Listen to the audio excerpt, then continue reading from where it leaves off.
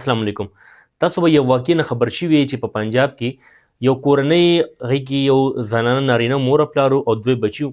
هغې هندوانه وخوړله او هندوانه پسې پی یا شمله وڅکله او هغوی وفات شولو مړه شولو. نو دې خبره کې څومره حقیقت دی؟ ګورئ ساینسي لحاظ سره هندوانۍ خوراک پسې پی څکل یا شملې څکل داسې څه نقصان دی خبره نشته چې انسان هندوانه پسې پی وڅکي شمله وڅکي او هغوی دې یکدم وفات شي.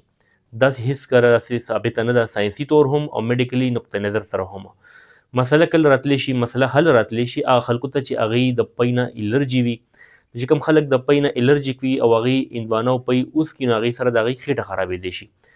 چې کوم خلک د کوم څیز نه الرجي وي هغه چې هسې هم ځان له استعمالي نو خېټې خرابېدی شي، نورې مسلې ورته راتلی شي.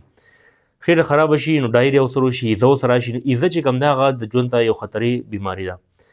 دغسې کم خلک هندوانه پسې پی وڅکي یا شمله وڅکي نو هغوی سره ورته تیزابیت کیدی شي، ګیس ورته کیدی شي، خېټې پړسېدی شي، نو معدې درد ورته راتلی شي. کوم خلکو معده ډېر زیاته کمزوري یا کوم خلکو ته نفسیاتي دا خبرې چې یاره ګینې ما په هندوانه پسې پی یا شمله وڅکل ما ته به دا مسله راپېښېږي، په نفسیاتو کې دا خبره فټ شوي وي نو هغه ته هم څه نه څه مسله راتلی شي.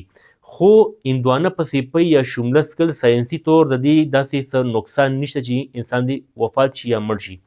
اوس راځو خبره کوو د دې واقعې باره کې. ګوره د دې واقعې ډېر رخونه کیدی شي.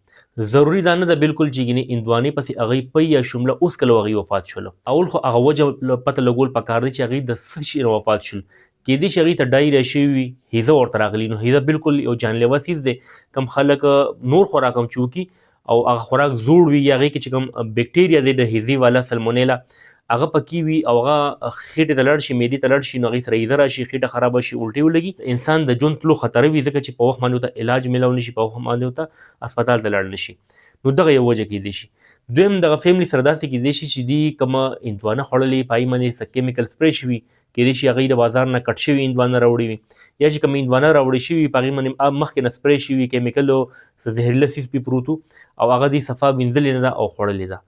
بل دا وجه کیدی شي چې کوم پی دې څکلي دي نو هغه پی زهریله و، هغه پی کې څه پرېوتي وي یا پکې څه میلاو شوي وو یا هغه پی کې اوبه میلاو شوي وي، هغه اوبه زهریله وي. نو دا وجه کیدی شي او دا ژوند تلو دغه وجه کیدی شي. خو په هندوانه پسې پی څکلو سره مرګ راتلل دا ساینسي طور او میډیکلي پوینټ اف ویو سره ثابته نه دي. خو بیا هم دې کې احتیاط پکار دی. کوم خلکو ته نفسیاتي مسله وي چې یاره ګینې ما هندوانه پسې پی یا شمله وڅکل ما ته به دا مسله راپېښېږي، هغوی دې احتیاط کوي. کوم خلکو معده ډېر زیاته کمزوري نو لږ څه وخوري خېټه خرابه شي نو هغوی دې احتیاط کوي. کوم خلکو ته الرجي وي نو هغوی دې احتیاط کوي. کوم خلکو ته د پی نه الرجي وي یعنې پی وڅکي او معدې خرابېږي، خېټه خرابېږي نو هغوی دې احتیاط کوي. خو بیا هم احتیاط تاسو دا کوئ چې هندوانه تاسو وخورئ نو هغې پسې 2-3 ګنټې پس تاسو پی یا شمله څکلی شئ. بالکل امید دی ویډیو به تاسو له فایده درکړي. داسې معلوماتي ویډیوز کتلو لپاره زما چینل ډاکټر شبیر پښتو خامخا سبسکرایب کړئ. ډېره مننه. الله حافظ.